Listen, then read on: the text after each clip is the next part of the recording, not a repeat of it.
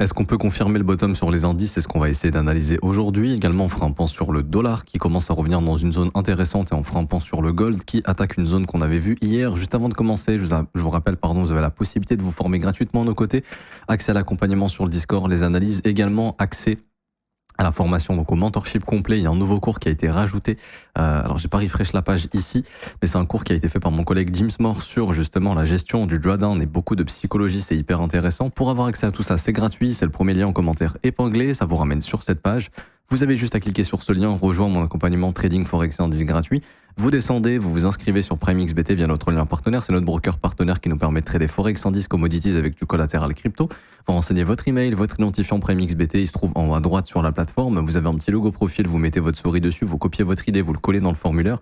Vous renseignez votre pseudo Discord, vous faites un dépôt de minimum de $100 sur la plateforme en crypto ou en carte bancaire. Encore une fois, c'est votre argent, vous pouvez retirer vos fonds quand vous le souhaitez.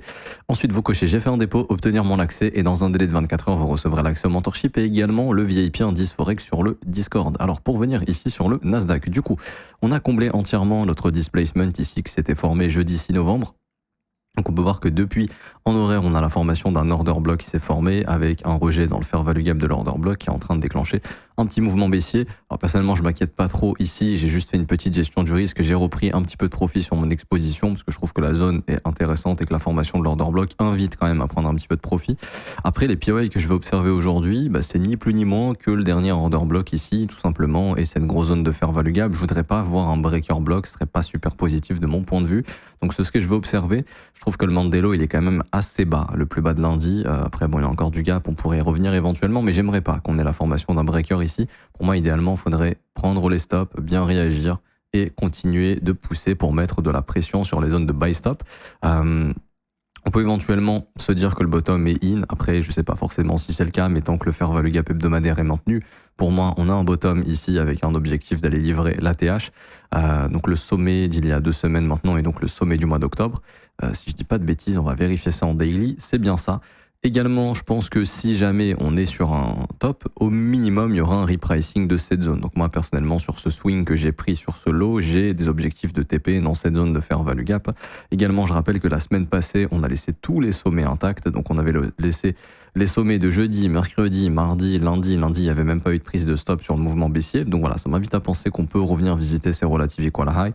Maintenant, je suis assez prudent quand même. Je suis conscient que le marché peut littéralement renvoyer à la baisse s'il le souhaite, parce qu'il a comblé ses FVG. Mais je pense pas qu'on aurait une inversion aussi forte ici.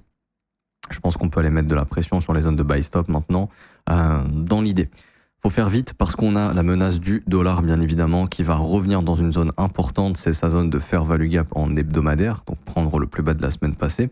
Donc je pense que le dollar peut encore chuter un petit peu pour venir chercher cette zone de FVG weekly. Mais après ça, le dollar, à mon avis, remettra de la pression au nord. Parce que, à mon avis, l'euro USD est sur un faux rebond, on en a déjà parlé, mais le fait qu'on soit pas venu chercher le previous quarterly low invite à penser qu'on est simplement sur un rebond pour aller chercher ensuite les stops du previous quarterly low. Donc pour l'instant, c'est ce qui indique que le dollar, lui, est juste sur un dip, qu'il va remonter probablement. Et donc dans l'idée, c'est de se dire que justement la zone de fair value gap weekly, c'est une excellente zone. Donc on prend le plus bas de la semaine passée, on vient dans le FVG weekly et ensuite on fait de la continuation haussière. C'est un peu comme ça que je vois les choses. Et donc c'est pour ça que faut que les indices se dépêchent d'aller faire un nouvel ATH ou de montrer plus de jus, parce que quand le dollar remontrera des signes de force, ça pourrait impacter les indices. En parlant des indices, on fait un petit tour sur le SP500. Alors en weekly, c'est la même, le fair value gap hebdomadaire a été maintenu. En daily, le breaker a été maintenu également. La sell stop du précédent mouvement a été déclenchée également. Donc on est plutôt bon pour partir justement pour moi sur un push ATH. Après encore une fois, peut-être qu'on a top ici, mais d'un point de vue technique, j'ai pas forcément l'impression de voir un top. Je trouve que cette bougie est quand même assez parlante d'un bear trap et d'un marché qui peut mettre de la pression sur les buy side. On est venu chasser quelques sommets daily, des sommets daily qui n'ont pas encore été chassés sur le Nasdaq. On peut voir qu'on est venu prendre à la buy side de mercredi juste ici. Et donc pareil, ce que je n'aimerais pas voir, c'est le S&P 500 former un breaker ici. Ce que j'aimerais voir, c'est soit une prise de sell stop, qu'on ait encore un piège baissier, que les gens se jettent dedans et qu'on puisse mettre de la pression sur la TH, ou tout simplement le repricing de se faire value gap afin de faire de la continuation haussière. Maintenant, je le redis, ces mouvements qu'on a sur les indices sont quand même bien étendus, on va pas se mentir, là c'est plus pour les investisseurs. Si vous vous êtes exposé sur ces plus bas en 2025, c'est quand même le bon moment de prendre des profits. Je dis prendre des profits, continuer de prendre des profits. Par exemple, si vous êtes exposé sur des ETF, de mon point de vue, pour commencer à préparer de futurs achats dans les zones discount.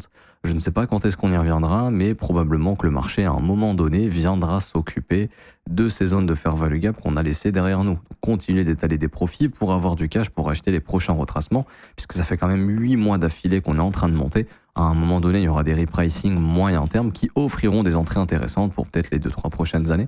Enfin, peut-être pour la prochaine année, tout simplement. Peut-être en début d'année 2026, au Q1 de 2026, commencer à avoir un retracement pour marquer une année 2026 haussière, ce serait pas déconnant. Donc là, c'est plutôt pour les investisseurs. Et du coup, pour finir avec le gold, ici, on est en train de se diriger. Alors, on a pris notre sommet weekly et on est en train de s'approcher de notre zone de fair value gap. J'en avais parlé hier, cette grosse accélération qui vient breaker le fair value gap daily m'invite à penser qu'on va aller chercher le prochain. Et également, il y avait juste une consolidation, pas de prise de stop avant de lancer ce mouvement baissier. Très souvent, pour moi, c'est plus annonciateur d'une zone que le marché vient revisiter. Et là, je pense qu'on est parti pour revisiter cette zone. Et je pense qu'il faudra faire attention puisqu'on aura le dollar qui arrivera dans sa zone de fair value gap hebdomadaire probablement et le gold qui reviendra au contact de son order block qui a marqué son top. Et en plus de ça, dans ses zones de FVG. Donc je pense que le dollar va pas former de breaker ici et continuer d'accélérer, sauf si on est en train d'anticiper une récession, une reprise inflationniste. Ça serait un des narratifs qui fait que d'un coup, l'or se remet à péter. Donc on peut regarder au niveau de l'inflation. Mais si jamais il n'y a pas vraiment une explosion de l'inflation, pour l'instant ça va, c'est ok, bon, ça sera à surveiller quand même. Mais tant qu'il n'y a pas de récession proche ou autre, il n'y a pas forcément de raison d'avoir une continuation d'un méga rallye sur le gold. Enfin, je veux dire d'avoir un breaker tout de suite. On peut consolider, peut-être breaker plus tard, mais au moins consolider vis-à-vis de cet order block, sachant qu'on a un dollar qui reprend de la force. Par contre, si on a un dollar qui reprend de la force et un gold qui met de la pression et qui reforme des breakers, ça peut commencer à indiquer que le marché s'attend à des tensions les prochaines semaines, prochains mois d'un point de vue économique. Et donc ça, faudra observer. Moi, je me souviens des paroles de Musk quand il était en embrouille avec Trump, qui disait oui, les tarifs de Trump risquent de déclencher une récession 3e ou 4e trimestre de l'année de 2025. On s'en approche. C'est des gens qui sont quand même multimilliardaires, qui ont quand même une bonne idée de ce qui se passe dans l'économie avec des datas qu'on n'a pas. S'il a dit ça, c'est peut-être pas pour rien, donc ça reste dans un coin de ma tête et je me dis, ok, si jamais ça part en breaker sur le gold, faut repenser à ses paroles éventuellement. Je dis pas que ça arrivera encore une fois, mais il faut quand même y penser, y songer, faut faire attention. Donc pour l'instant, on vise plus 4175 points, 4228 points, une zone de rejet potentiel.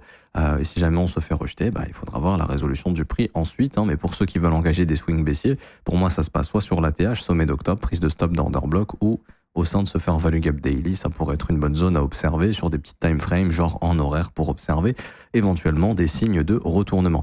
Je m'arrête ici pour aujourd'hui, j'espère que ça vous aura plu. Si c'est le cas, n'hésitez pas à bombarder les pouces bleus, vous abonner, à mettre un petit commentaire. Merci beaucoup à ceux qui jouent le jeu. On se retrouve demain pour une prochaine review ou à tout à l'heure sur la chaîne pour une vidéo crypto. À toutes, ciao ciao.